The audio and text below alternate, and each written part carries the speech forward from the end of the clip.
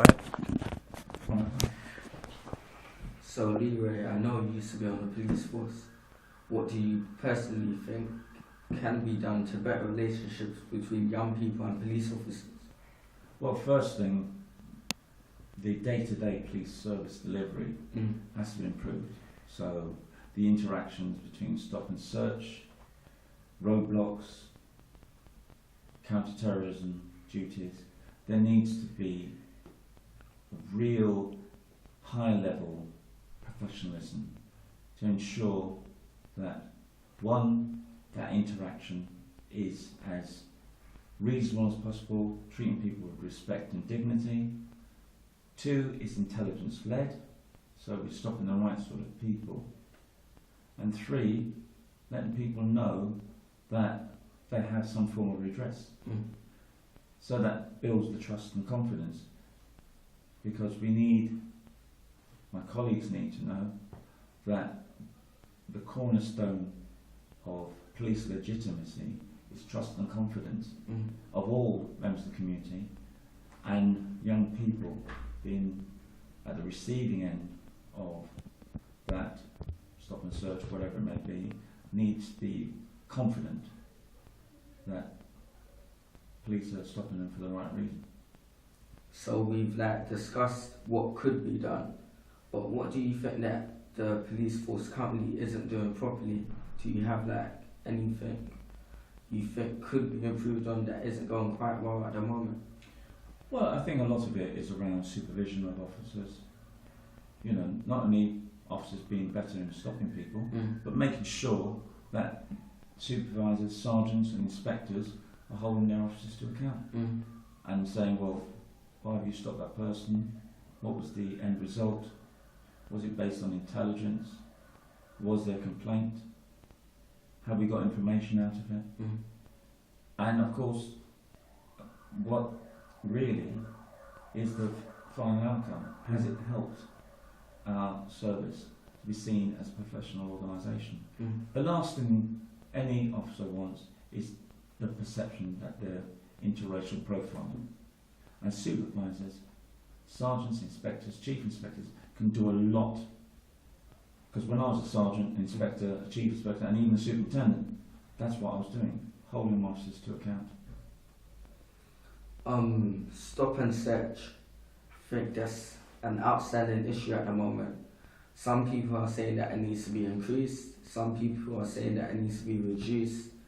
People talking about stereotyping and everything within stop and search. What is your view on stop and search and youth violence in general? Do you think that stop and search could be a tool to reduce youth violence? I think it's a tool if it's used properly. As I said, it has to be intelligence-led. It has to be stopping the right sort of people.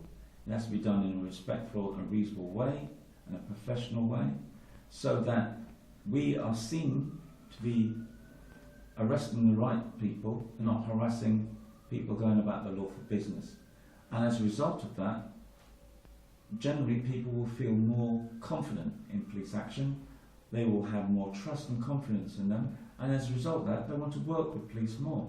And our young people, unfortunately, do get influenced by peer pressure and the perceptions, because I've done a lot of training with young people over the last 15 years, and it's not so much what's happened to them, it's what's happened to a friend, what they've seen or heard, TV, text, whatever it may be. So with that, those are sort of things we've got to break down, and we've got to work in partnership with young people. Definitely. Do you think that the media has had an influence on the way that police officers and young people work together? Absolutely. I mean, too many times we have front pages like this about gangs. How many times do we have front pages that young people like yourself are out there doing amazing things, age of 14, influencing so many people, you know, getting the teen awards. Are we on the front page of the Standard? Not at all. You know, those initiatives you do should be live on Sky, just like when Critical Incident is live on Sky. We need to balance these things. We need to be showing the positives. We need to reduce the stereotype that young people are suspects for crime. they are a problem.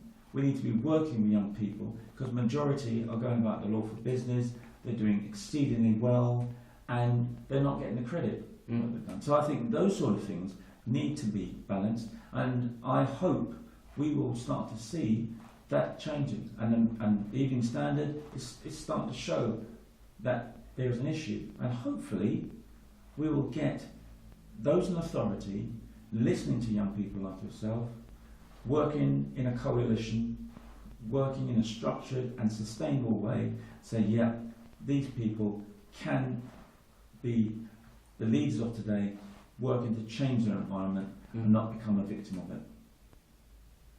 Another question, for example, going back in history, we've seen many occasions of violence. There's been violence for a very, very long time.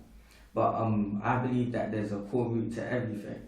Now, talking to a lot of people, they said that back in the day, if a young person was fighting another young person, it would literally just be a scuff fight with two fists straight to the other person. Where do you think, at what point do you think weapons started getting into the hands of young people? When do you think that young people decided to start carrying weapons to defend themselves or just to look cool? Where do you think that all started? From my experience as a police officer for 30 years and working with young people for 20 of those years, I think a lot of it came into this turf mentality. Because knives have been used all the time. Even in my day, most of our differences would be fisticuffs. Knives now and again. Very, very, very rarely guns. And that would be certain criminal elements. One of the things that has made it so commonplace is this territorial mindset. These are my ends. And a lot of those ends have been developed through criminal acts. You know, this is my neighbourhood, these are my territory, and you know, whether it's negative peer groups, not necessarily gangs, it might be just young people itinerant on the road who just got this mindset that they can just take things from people and inflict pain and suffering in one form or another. So as a result of that, they got this territory that they believe is their end. And as a result of the music, the videos, the video games, you know, all sorts of things that impact on young people, you know, it's cool to carry a knife, not realising you've got more chance of being stabbed by a knife because you carry one, or being shot because you carry a gun. And as a result of that, the whole youth genre start to see the bad boy image, holding a gun, and of course social media, you know, you got on people's Facebook and, you know, various other YouTube, whatever, or different other sort of outputs, showing them posing with weapons and stuff like that, which is ridiculous. So we need to claim that that is out of order, and young people say, majority of us don't relate to that. That's only the vociferous minority. And we have moved on to another level of being a part of our community, taking pride in our community, wanting to work with all elements of the community, the statutory agencies, police, whatever, and of course saying, listen, we can be successes. We don't have to go down that negative route. We can be successful in a positive way, and of course leave that legacy to help others in future generations. When I heard the term youth violence, I automatically heard the stereotyping of gangs. Whenever a young person unfortunately loses their life, it always has to be linked to a gang. That's the mindset that everyone has now. And it's come to the point where it's normal for everyone. A young person losing their life, and it's just an everyday thing. And the world should not be like that. Absolutely. Most of the young people that have lost their lives, they have actually not been related to gangs. So where do you think this mindset of youth violence being linked to gangs all the time came from? I think in a lot of ways there's been this misconception in the media that any sort of critical incident involving lots of young people, whether it be drug related or violence related, it's got to be involved in gangs.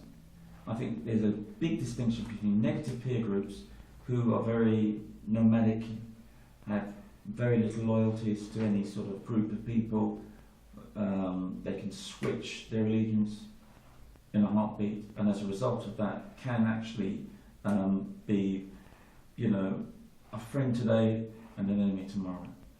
And of course, that's totally separate from a gang, where there's a structure that's around some territorial or criminal elements, and the last thing they want is attention to what they do criminally. So there's a big distinction, and as a result of that, you're starting to see that young people will buy into, oh, the media saying we're a gang because there was a stab in there. Oh, I've got more rep. Oh, I must be a gang. And sometimes we create a self-fulfilling prophecy by saying, oh, that must be a gang-related incident, when it could have been a spontaneous event and it's got nothing to do with crime, and it's because they might not be able to resolve their differences without violence. There's some people like that. So that's the sort of thing we need to make a clear distinction. There's certain people, they can switch on you in a heartbeat for no reason in particular, and as a result that can resort to violence. And for me, we just got to make that difference and let everyone, especially those in authority,